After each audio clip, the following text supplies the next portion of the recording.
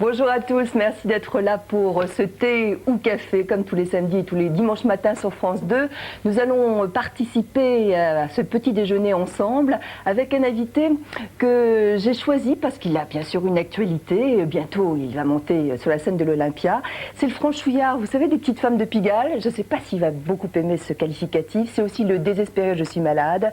Ça, c'est pour les extrêmes. Mais au centre, c'est un personnage plus complexe qu'il n'y paraît. Il s'agit de Serge Lama. Serge qui fait son entrée ici, sur ce plateau de thé au café. Serge Lama, bonjour. Bonjour. Franchouillard, c'est un mot que vous n'aimez pas?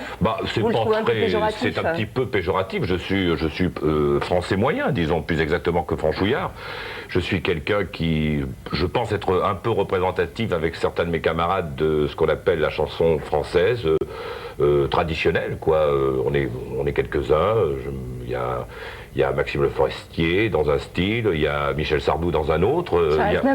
Charles Aznavour, et moi dans un quatrième, Julien Clerc. On est quelques-uns comme ça à représenter un certain style de chanson. Je fais partie aussi des chanteurs, disons, qui ont de la voix. Il n'y en a pas des masses actuellement. Voilà, mais franchouillard, je ne vois pas pourquoi. Parce que j'ai écrit une ou deux chansons où je parlais avec amour de mon pays. Quand Gilles Vigneault parle avec amour du Québec, on trouve ça très bien, on ne dit pas qu'il est québéchouillard, on dit il est québécois et il est fier d'être... moi j'aime bien la France, c'est un beau pays, je l'ai fait dans tous les sens, je la connais bien et c'est un pays assez agréable. Question rituelle, il est 7 h du matin, nous sommes samedi, je sais que c'est tôt, surtout pour un artiste. Qu'est-ce que Serge Lama prend au petit déjeuner? Il boit du thé, il boit du café, il boit autre chose? Actuellement, comme je prépare l'Olympia, je prends du thé. Oui. Mais autrement, je prends du chocolat ou du café au lait. Bon, donc le thé, ça va vous convenir aujourd'hui? C'est parfait. Bon, très bien.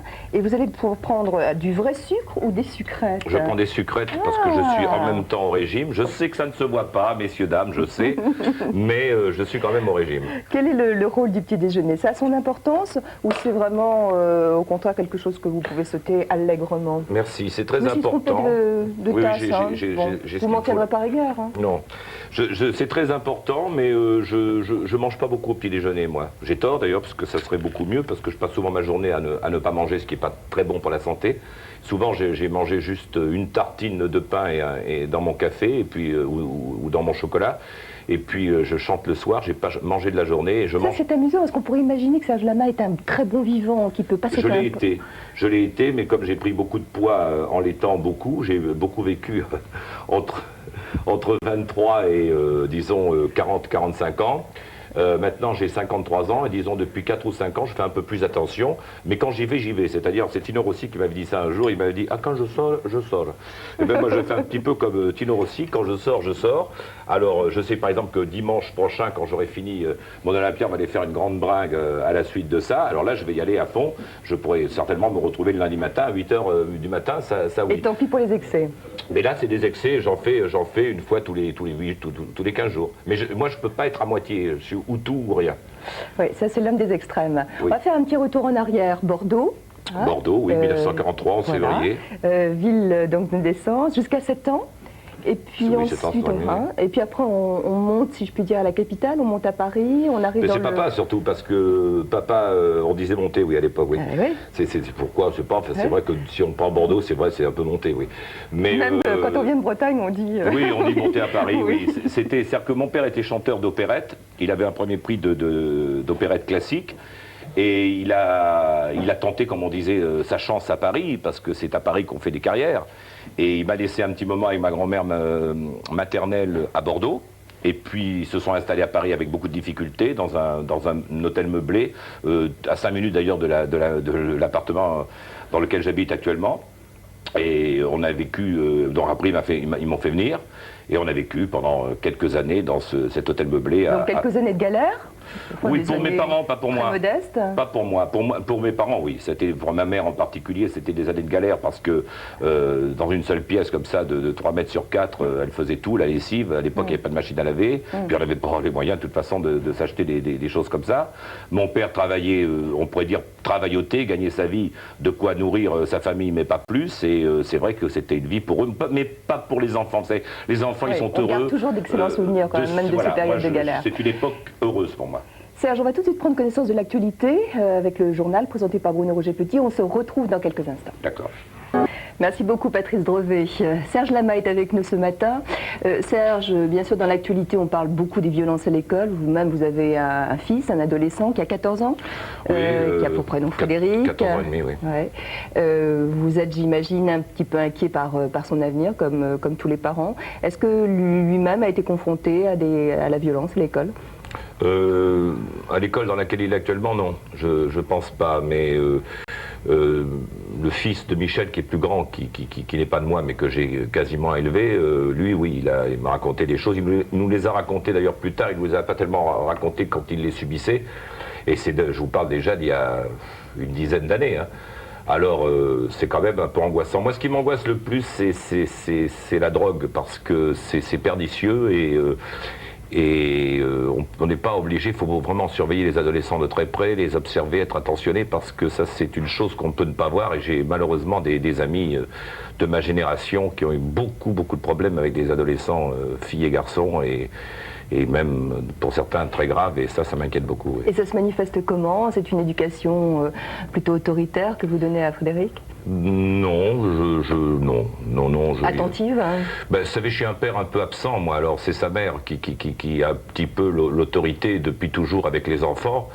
Et moi, je ne peux pas quand même me permettre, le voyant 2 fois par semaine, grosso modo, du fait de mon métier, arriver et taper le poing sur la table. Alors, je suis plutôt un père, je dirais pas un père copain quand même, parce que vu notre différence d'âge, c'est pas tout à fait possible, mais ça serait plutôt dans ces eaux-là. Je peux pas, et de temps en temps, j'essaie de lui expliquer calmement des choses quand ça vient dans la conversation, quoi. Quand tout à coup il dit certaines choses, alors je prends le temps de lui expliquer, vous êtes assez pédagogue? Oui, je pense. Vous avez de la patience? Oui, vous savez, avec le temps, la patience vous vient. J'aurais pas eu cette patience que quand j'avais 30 ans, mais maintenant, c'est vrai que je suis... Oui, avec nous. Oui. Non, mais c'est vrai qu'on est beaucoup moins... Moi, j'étais pas fait du tout pour avoir des enfants au départ, et je pense que je l'étais pas du tout à 30 ans. Et c'est sûr que maintenant, je le suis davantage, parce que d'abord, c'est passionnant. Et la patience, je suis en général beaucoup plus patient que je ne l'étais, c'est sûr. Est-ce que vous êtes un artiste engagé? Vous êtes plutôt situé à droite? Non, je suis situé, vous savez, on situe, moi je me suis beaucoup, j'ai jamais su très bien ce que ça voulait dire. Moi c'est un petit peu les événements de mai 68 j'étais très copain, vous savez, avec le Forestier Maxime, on a beaucoup travaillé ensemble, et j'ai jamais compris très bien ce que c'était la gauche et la droite, parce que je ne faisais pas de politique. Et Maxime lui en faisait, et puis il était toujours en train de vouloir me persuader que, d'une façon un peu terroriste, dirais-je à l'époque, parce que il était très mai 68 et tout ça, et moi j'ai essayé de lui répondre que j'étais d'accord sur certains points, mais pas sur d'autres, et j'ai eu beaucoup de gens comme ça autour de moi qui ont fini par me pousser vers des... Non, ce que j'écris de temps en temps sont des chansons sociales, humanistes et pamphlétaires. J'ai écrit quelques chansons pamphlétaires. À l'époque, j'avais écrit une chanson sur De Gaulle, parce que j'ai une grande admiration pour ce qui s'appelait De France. J'ai écrit une chanson sur l'Algérie que certains ont considéré comme pamphlétaire, alors que moi, c'était simplement des souvenirs d'une époque que j'ai vécue. Je voyais pas, mais ça a fait beaucoup de bruit en son temps. Et puis j'ai toujours eu comme ça dans chaque disque, comme Abraham aussi, des chansons qui étaient considérées, parce que je trouvais qu'on entendait toujours le bruit de bottes. J'ai toujours essayé, moi je me considère comme l'homme du milieu d'une certaine façon. Alors ça faisait beaucoup rire Françoise Vallée-Joris quand je disais ça, à l'époque, qui elle est une femme de gauche typique, elle me disait, si toi t'es un homme du milieu, alors je sais pas à cause de mon excès naturel, je veux dire. Mais en dehors de cet excès naturel que j'ai, je pense que j'essaie toujours de voir ce qu'il y a de bien d'un côté, bien moi je dis jamais que quelqu'un a tort ou que quelqu'un a raison, j'écoute. Et plus justement avec la patience qui m'est venue avec le temps, j'écoute encore plus qu'avant. Vous voyez, je vous écoute, je vous regarde, je vous admire. Donc même tolérant et indulgent. Oui, on devient plus tolérant. Pas tout le monde. Hein. Moi, j'ai vu des gens qui ont été dans le sens inverse. Mais je pense que pour ce qui me concerne, et puisque c'est moi que vous interviewez, je pense que je suis plus tolérant que je ne l'étais. Oui.